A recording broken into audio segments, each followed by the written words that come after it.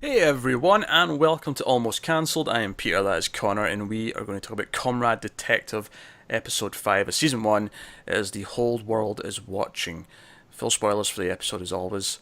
So, we ended up delaying this review a couple of days. It wasn't intentional, but we're here now. We're almost done. It's only 6 episodes. We've got one left after this. We left the last episode with both Joseph and Gregor being arrested, being framed, at least presumably. Gregor for Yeah. murder, Joseph for Western contraband. Um, and that's kind of how we start. We start with them being interrogated by the rival cops. Like Stan's interrogating one of them. Dragos is interrogating another. Dragos with was he with Gregor? No, he was with Mm. Yosef. But it got really heated and he started like swearing and shouting. No, he was with Gregor. He was with Gregor.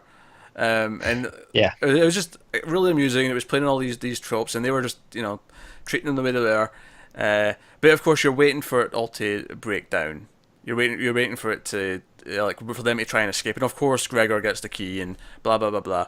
Eventually, they're in the same prison bus going to lock up, and Gregor starts to fight. It all goes down. We get this really impressive stunt actually with the bus. I thought the first of all, there's a couple of guys in a car that's full of cabbages, and the line I believe that was said was, "If we don't get the cabbages to the hospital, the children will die." Yeah, I thought that's what it was. And it takes you a second to process it because you're like, "What?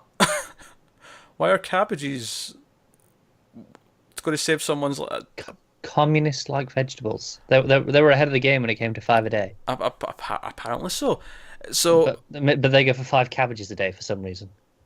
So the bus rams into this car and it just explodes. It shouldn't really explode like this, but it does, and it's glorious. And then the bus, like the front of it's all on fire and it's driving, and the music's very 80s, of course. It really does feel like a stunt out of an old action movie. So again, it's doing its themes, it's doing its tropes, and it's playing with them. It looked good though. I thought it was an impressive stunt. It was all practical, at least from Yeah, I looked at it, yeah. yeah what I could tell. And maybe it was embellished with a little bit of CG here or there, but it looked If good. it was unnoticeable. So So they get out, they're on the run.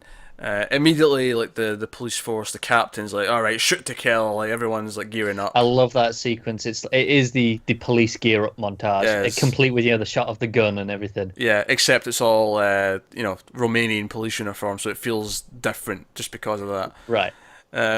But like they're spotted in the street, they go run and they run to the U.S. embassy. And they're like, "Oh, this is," and they debate about it a little bit. Yosef's not really a fan of this idea, but they go in, and Jane protects them, and she's like, "No, no, no, this is U.S. soil. You can't come in here." Um, and they sort of stay in there safe for a little bit as like the protests go on outside, and like Yeah. The Romanians like, no, we'll show the world how to protest. yeah, like, they're all outside, and at one point, one of my favorite little, it's a really dark joke, but they're showing like again, this is the idea that this is propaganda against the West. It shows them one of the American guards during the protests hits a pregnant woman in the stomach with his gun, and it's Yeah. so dark. It's like, yeah, this is what the Americans are like. This is what they do to people. It is, yeah. There's a lot of the propaganda jokes. There's one of my favorites was as they were on the run, off the prison bus, they're in the streets, Mm, and the wanted posters are up, yeah, and they're like, "Damn our police force efficiency." yeah, we're too good. We're too damn good. Yeah, Yeah, it was cracking me up. it's good. It's good. Yeah, and all this sort of because when they eventually leave the embassy and like she's giving them these cowboy outfits, and she's like, and he's like, is this how men dress? No wonder you're all like, it's amazing to even procreate. And she's like, I think you look kind of cute. I think I look like a guy whose dick doesn't work. Cracking me up. It's so good. Yeah, the lines are really funny, and the whole time, of course, the plot here. We actually the opening scene of the episode before we get to all their stuff. It's actually Yosef's family, and like his Mm. wife's got the kids out, like, and they're walking home, and she's aware. She notices that someone's following them, and she gets very stressed. She gets scared, and she gets in. And she tells them to run upstairs, hide under your beds, and she gets the big cleaver, and I she's love the moment where she goes into the drawer, she starts rooting around like she's really looking for something, and it's like, And then she just pulls out this massive cleaver, just like it wasn't the most obvious thing in there. Yeah, and she sits at the door with a cleaver, and I love it because it's been doing this all season. This is my favorite one of them though, where it does a freeze frame, and then that's when the Yeah. title comes up. But it freeze frames like mid jump when she's lunging at the attacker Yeah. with her I cleaver. actually really like this opening sequence. I thought it It was was good. like Yeah, fantastically shot as well. yeah. It was very. I mean, again, it was proper suspenseful. It felt like a. It felt like the opening out of like a '70s thriller, where like the killer's chasing a victim kind of thing. It really felt like that.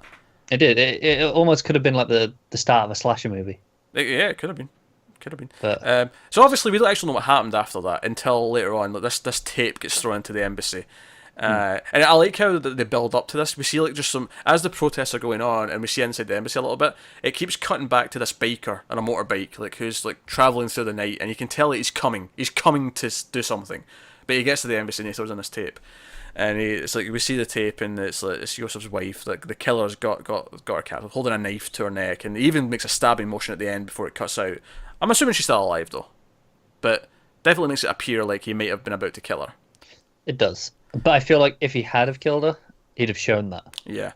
That would have So- been more shocking. So it's obviously Yosef's getting angry. He wants to storm off and go hunting, which is what leads to like, okay, we know where that is. That's in the Constantine Cafe that they go to.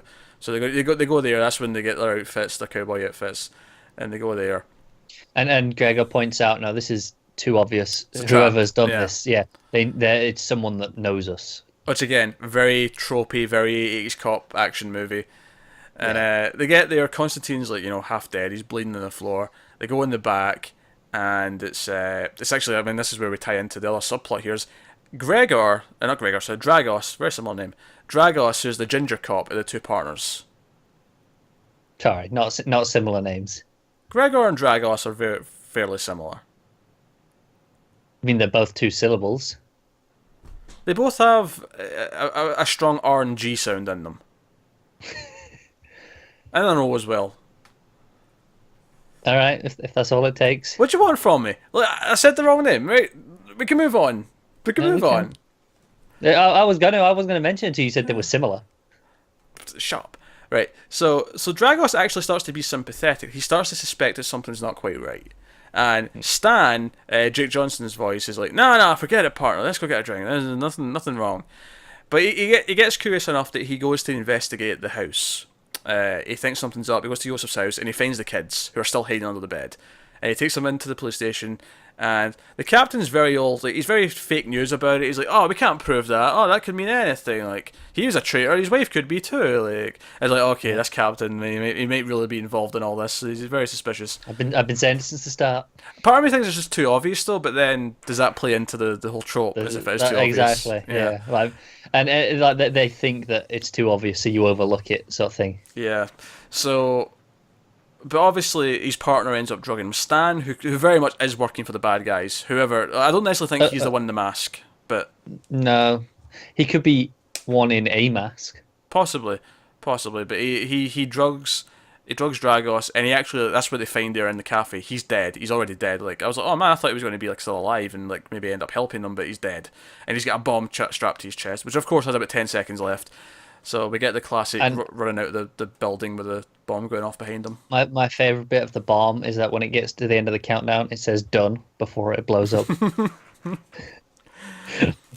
Just, I don't know, small touches. It's pretty good. Actually, one of my favourite little Cold War jokes was when Jane says to Gregor, I know our countries are in a Cold War, but I'm burning hot for you, or something like that. It was just, just a little Cold War digs.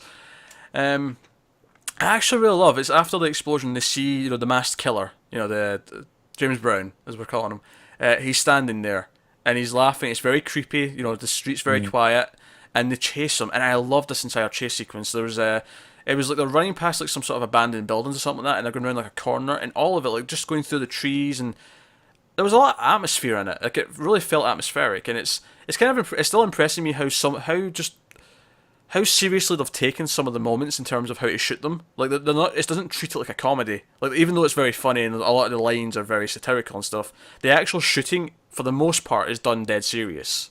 Right, I think that's it. It's aware it's pastiching of the cop thrillers. Yeah. So it actually plays that stuff straight and as if it was a good cop Yeah, thriller, but and then it's not but then half-assing it. It's not a scary movie, is what I'm saying. It's not a date movie where it's just right, making fun of it. right, yeah.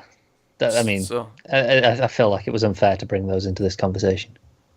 no, but I'm just saying, like, because the whole joke in those are is like, hey, you know that thing? We mentioned that thing, but they don't actually do anything to do anything with it. Whereas here, it is doing something with it. Like, Yeah, it deserves it because it knows why those things. Like, the thing with that scary movie is it knows what those things are, but it doesn't really know why they work. Whereas this, it knows why they work and it can replicate it and then make that funny.